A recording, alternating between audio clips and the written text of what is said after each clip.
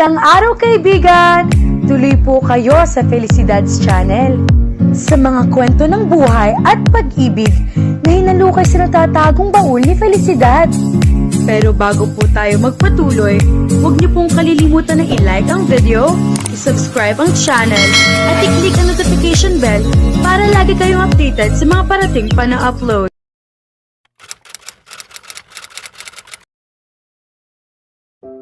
Sa totoo lang ay masakit na ang mga paa ni Serena sa kakalakad.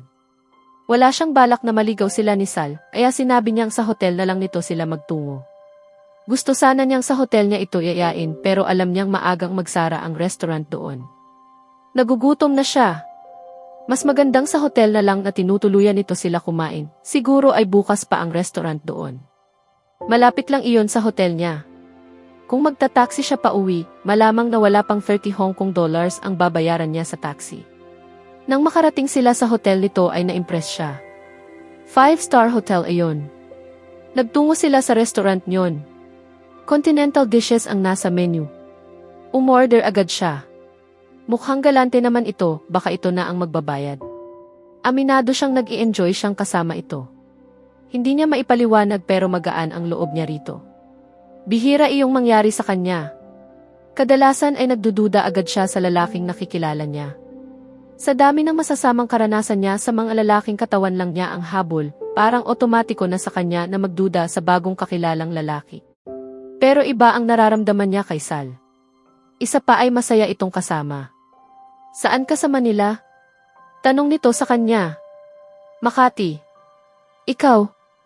Sa Quezon City. Hanggang kailan ka rito? Hindi ko pa alam eh. Kumunot ng bahagya ang noo nito, pero wala nang ibang sinabi. Dumating na ang kanilang hapunan. Naiba na ang paksa ng usapan nila. Nauwi iyon sa napapansin nila tungkol sa bahaging iyon ng China. Nakakatuwang kakwentuhan ito dahil tutok na tutok ang atensyon nito sa anumang sinasabi niya. Sayang. Mas maganda sana ang Pilipinas. Kaso masakit mang aminin, nakalalamang sa disiplina ang mga tao rito. Sumubo siya. Bakit ganoon? Parang wala akong natikmang pagkain dito na hindi matabang. Ang lakas ng tawa nito. Kung Pinoy ka, lahat ng pagkain matabang para sa iyo. Maalat kasi ang timpla natin sa pagkain. Hindi siguro ako tatagal sa ibang bansa. Saglit pa lang ako rito, naghahanap na ng pagkaing Filipino ang dila ko. Ano nga pala nang inaasikaso mo rito? Ilang bagay para sa kumpanyang pinagtatrabahuhan ko.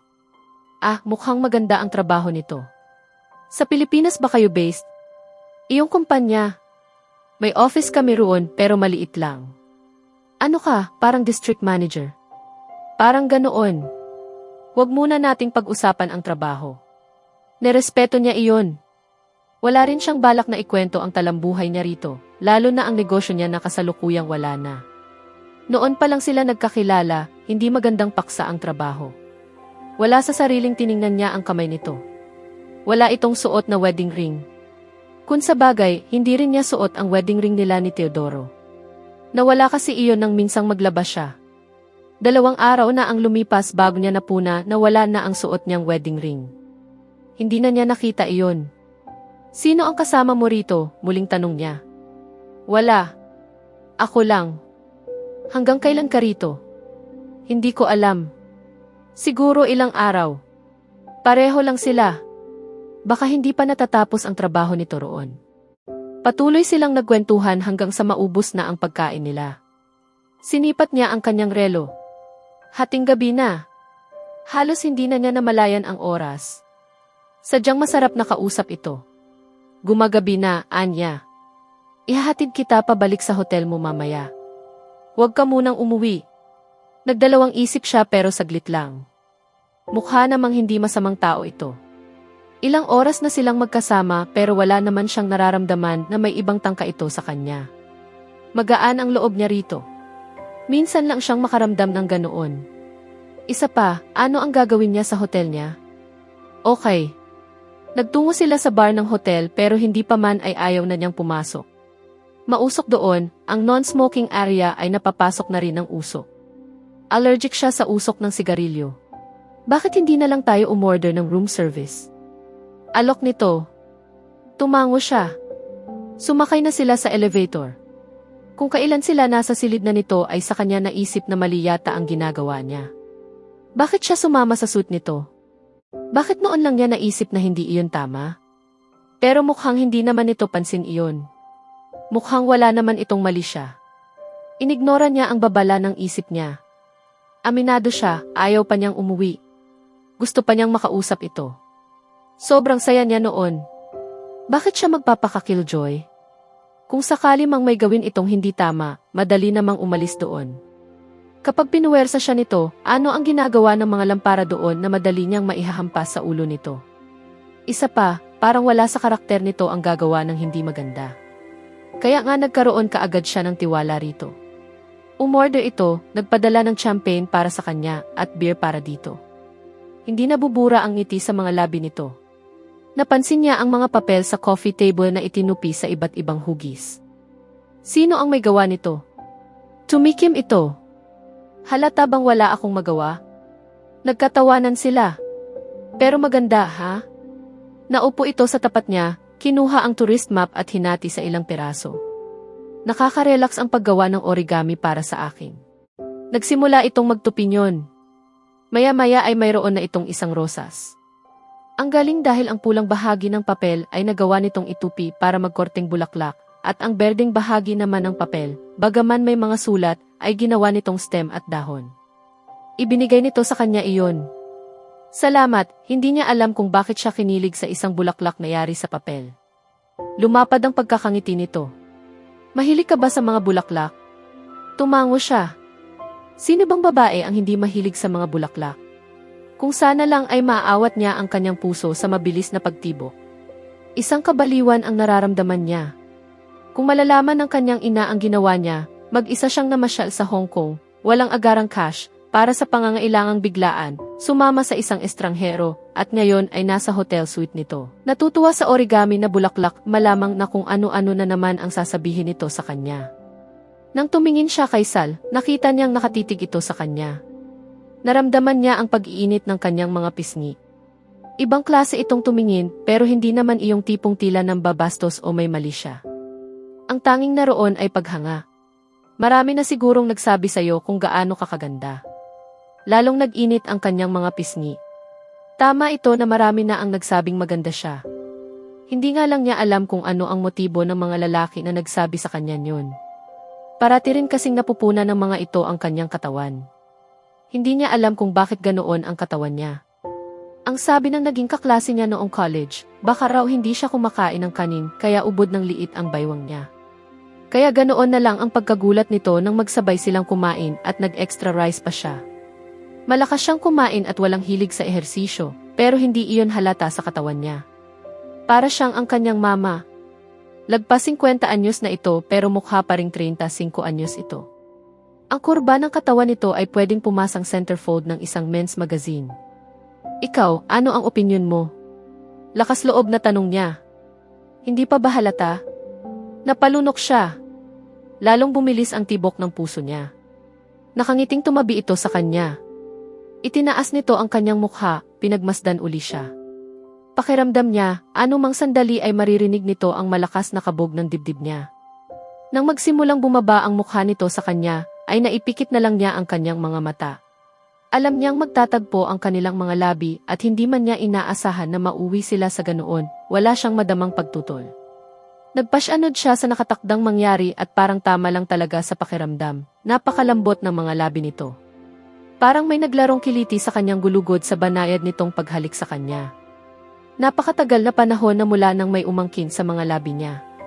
Iba ang dulot na sensasyon sa kanya ng mga labi ni Sal. Malayong malayo ang hatid na kilig at pakiramdam yon sa naramdaman niya nang si Teodoro ang humahalik sa kanya noon. Iba ang lebel ng kilig at init na nararamdaman niya ngayon.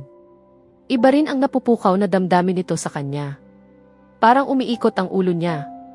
Mayroong mahinang tinig sa isip niya na nagsasabing mali ang ginagawa niya at makakabuting umalis na siya. Pero hindi magawang kumilos ng kanyang katawan. Ang tanging kayang kumilos ay ang mga labi niya na walang sawa sa pagtugon sa halik nito. Hanggang sa maging mas mainit ang halik nito, tila naghahanap ng kalaro. At nakipaglaro siya.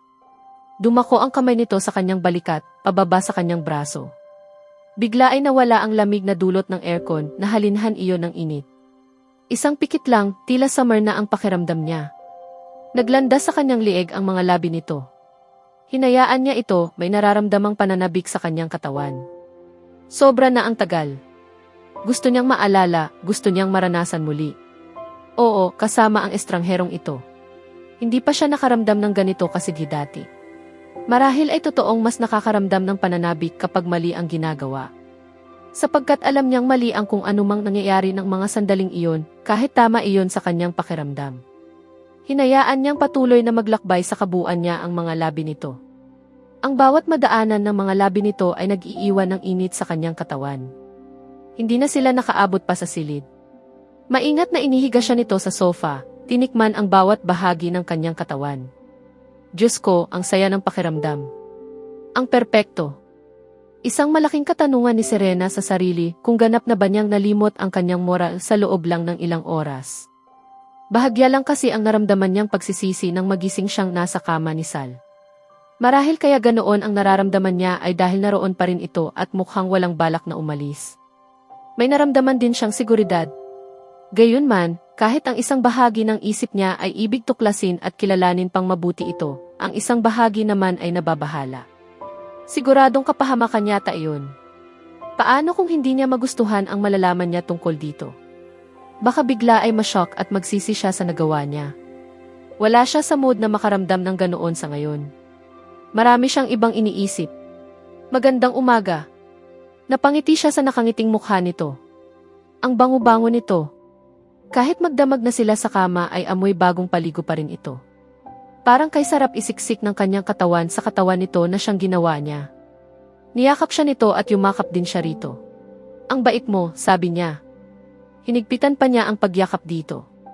Masarap sa pakiramdam ang init ng katawan nito. Maya-maya ay hinagka nito ang kanyang noo. Saan tayo pupunta?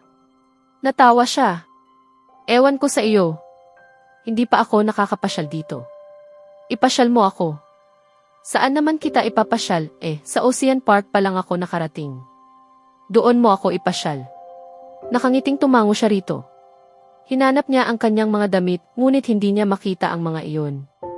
Isinuot niya ang pangligong balabal ng hotel at lumabas na ng silid. Nasa mesa ng kainan na ang lalaki, nagbabasa ng isang Ingles na pahayagan. Nasaan ang mga damit ko? Pinalabhan ko kagabi.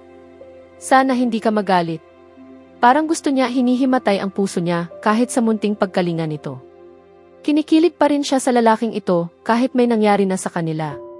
Kaunting aktuasyon lang nito nakakapagpataba na sa puso niya. Lahat sa kanya ang nagpaparamdam sa kanya na siya ay tunay na pinahahalagahan. Kahit ang simpleng pag-order nito ng almusal para sa kanila na kahit paano ay Pinoy ang dating sa kanya kanin, itlog, at ham ay nagbibigay na ng kasiyahan sa puso niya. Ito ang pinakasulit na Filipino breakfast na nakita ko sa menu nila. Imporma nito sa kanya. Malambing ito. Kagabi pa man ay natuklasan na niya iyon. Masuyo ito sa kanya.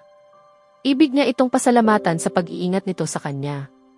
Matagal-tagal na panahon na rin ang nagdaan na walang lalaki sa buhay niya at sadyang kailangan ng katawan niya ng kaunting pag-iingat at pagsuyo. Salamat, Sal. Mumiti lang ito at sinalinan na ng pagkain ang kanyang pinggan. Pagkatapos kumain ay dumating na ang mga damit niya. Naligo siya at nag-ayos, ito man ay ganoon din ang ginawa. Pagkatapos ay naghanda na silang magtungo sa Ocean Park. Parang hindi niya ma-imagine na sumasakay sa ride si Sal, pero mamaya ay malalaman niya kung bagay rito na sumakay sa mga iyon. Nagtaksi sila patungo sa istasyon ng bus. Hindi niya alam kung bakit may kasiyaha sa mukha nito nang papasakay na sila sa bus. Alangan naman na noon lang ito nakasakay sa bus. Baka kagaya niya ay noon lang din ito nakasakay sa bus na mayroong dalawang palapag. Panay ang kuha nito ng larawan nila. Damang-dama niya ang pagiging turista nila. Nang makarating sa parke ay bumili ito ng 2 tickets. Tawa siya ng tawa ng parang bata itong sabik na nagyayang sumakay sa rides. Sinakyan din nito ang mga rides na hindi siya nagkalakas loob na sakyan, kagaya na lang ng roller coaster. Gusto rin daw nitong sumakay sa ride na kung tawagin ay Abyss. Malayang pagbagsak iyon, mahigit 10 palapag ng gusali ang taas. Baka naman umuwi kang wala ng kulay, tudyo niya rito. Tawa lang ang itinugon nito. Parang nabigyang laya ang kabataan na nasa kanyang kalooban. Noong teenager siya ay wala siyang naranasan na katulad niyon. Hindi mahilig sa ganito ang mama niya.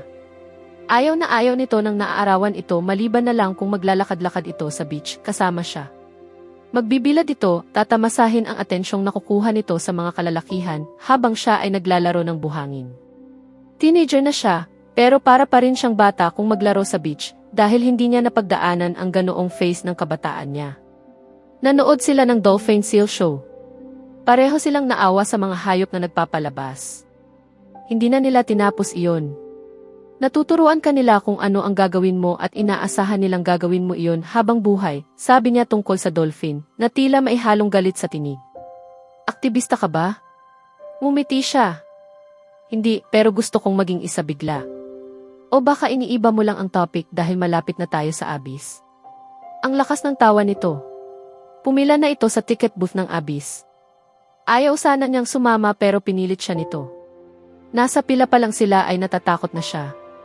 Paano nagagawang matuwa ang mga taong sakay ng isang upuan, nakalawit ang mga paa sa ere habang nagpi-free fall ng ganoon kataas? Hindi ko kaya ito. Yarito. Huwag kang killjoy. Dahil sa pambubuskan nito ay napilitan siyang tumuloy. Magkatabi sila ng pwesto. Nang magsimula ng tumaas ang makinarya, ay ipinikit na lang niya ang kanyang mga mata. Tanaw na tanaw niya ang ibaba, ang taas-taas na nila. Ang tanging humahawak sa kanya ay ang machine-controlled brace sa torso niya. Gayon na lang ang sigaw niya nang magsimula silang bumulusok pa ibaba. Parang sagad na ang boses niya sa kakasigaw at pagtaas ng sikmura niya pero patuloy pa rin sa pagbulusok ang sinasakyan nila. Ayoko pang mamatay, sigaw niya. Hiyaw ng hiyaw si Sal. Gusto niya itong tingnan pero tulala siya, sindak, at parang gusto niyang katayin ito sa pagpipilit sa kanyang sumakay roon.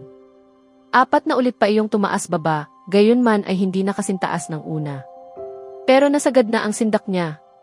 Nang matapos iyon ay hinang-hina ang tuhod niya. Walang lakas ang kamay na tinampal niya ang dibdib ni Sal.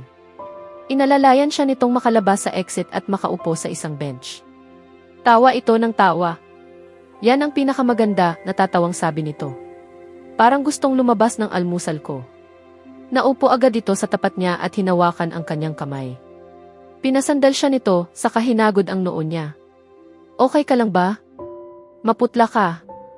Wala na akong dugo, Sal. Buwisit ka. Natawa ito ng malakas at sinabing bibili lang daw ito ng mainom. Nang magbalik ito ay may dala ng isang malaking cup ng soft drink. Halos maubos niya ang laman yon bago siya nahimasmasan. Pero ayaw muna niyang maglakad. Mukhang okay lang dito na manatili muna sila roon. Ang saya-saya ko, Serena. Maraming salamat. Nginitian niya ito. Nang makita siyang umiti ng ganun, naisip niya na sulit talaga ang kakaibang ride. Sa susunod na kabanata, mas malalalim ang relasyon ni na Serena at Sal habang unti-unting nabubunyag ang mga sikreto nila. Magkakaroon ng mga pagsubok na susubok sa tiwala at damdamin nila sa isa't isa. Kaya abangan natin,